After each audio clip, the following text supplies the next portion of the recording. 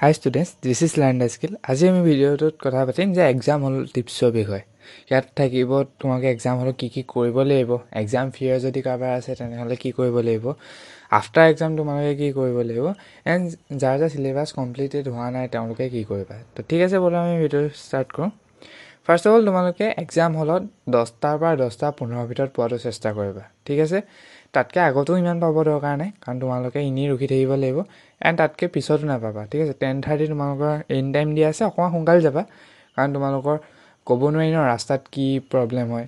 ঠিক আছে, গতিকে অকণ সোনকালে যাবা, 10 to 10:30 ভিতৰত পাবলৈ ট্ৰাই কৰিবা। তাতকৈ আগত যোৱাৰ প্ৰয়োজন নাই, এনেই ৰৈ থাকিব লাগে। ঠিক আছে, আৰু সোমাই পেলাই তোমালোকৰ এখন সন্মুখতে বৰ্ড থাকিব, তাত তোমালোকে কোনটো ৰুম নাম্বাৰ পৰিছা সেইটো ওলাই থাকিব। তো সেইটো চাই ল'বা। ঠিক আছে, সেইটো চাই পেলাই তাত মানুহ থাকিবই, যদি তোমালোকে ৰুম নাম্বাৰটো ক'ত আছে সোধা তেওঁলোকে কৈ দিব যে এইটো চাইডে আছে।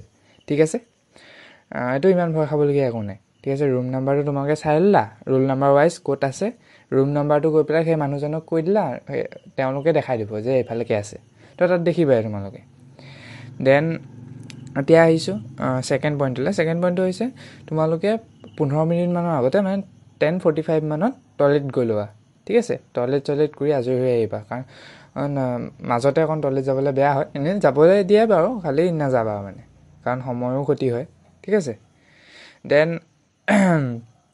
আহিছে যে OMR যদি তোমালোকে ফিল কৰিব নাজানা তেনেহ'লে নকৰিবা। নিজে মানে পঢ়ি পেলাই নিজে ফিল কৰিব নাচাবা, অলপ দেৰি ৰৈ দিবা, ইনভিজিলেটৰ ইনষ্ট্ৰাকশ্যনে যেতিয়া শেষ হ'ব তেতিয়া ফিল কৰিবা।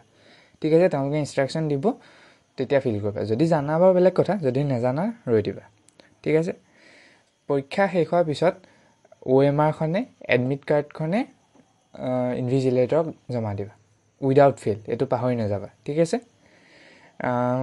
দেন আহিছোঁ আফটাৰ এক্সাম। তোমালোকে কুৱেশ্যন পেপাৰ কাৰো লগত ডিছকাছ নকৰিবা, ইভেন টিচাৰ, যদি তোমাৰ টিচাৰ এজনো থাকে তেনেহ'লে টিচাৰৰ লগত ডিছকাছ নকৰিবা। কুৱেশ্যন পেপাৰ ল'বা, ডাইৰেক্ট পেৰেণ্টছৰ ওচৰত আহি পেলাই ঘৰলৈ গুচি আহিবা। ঠিক আছে, এণ্ড তোমালোকৰ যিটো আনচাৰ কি তোমালোকে ৰাতিৰ ভিতৰত পাই যাবা। ঠিক আছে, ৰাতি 6টা বজাত বুলি কয়, 6টাত নহ'লেও 8-9টাৰ ভিতৰত পাই যাবা। ঠিক আছে, আনচাৰ কি তোমালোকে পাই যাবা।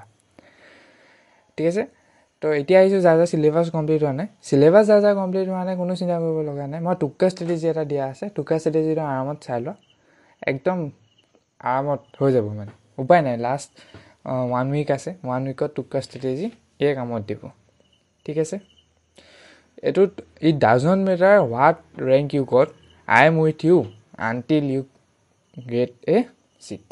ঠিক আছে, তোমালোকে কিমান ৰেংক পোৱা মেটাৰ নকৰে মোৰ কাৰণে, মই তোমালোকৰ লগত তেতিয়ালৈকে থিয় দিম যেতিয়ালৈকে তোমালোকে চিট নাপোৱা। ঠিক আছে, তোমালোকে কাউন্সিলিঙৰ শেষলৈকে, 5th কাউন্সিলিং স্পট কাউন্সিলিঙলৈকে মোৰ লগত থাকিবা, মই তোমালোকক চিট দিমেই মানে। ঠিক আছে, দিয়াবলৈ চেষ্টা কৰিম, 100% চেষ্টা কৰিম। ঠিক আছে, আৰু এটা মানে কুৱেশ্যন সোধা মই দেখা পাইছিলোঁ যে এক্সাম হ'লে বেগটো নিব পাৰিম নে।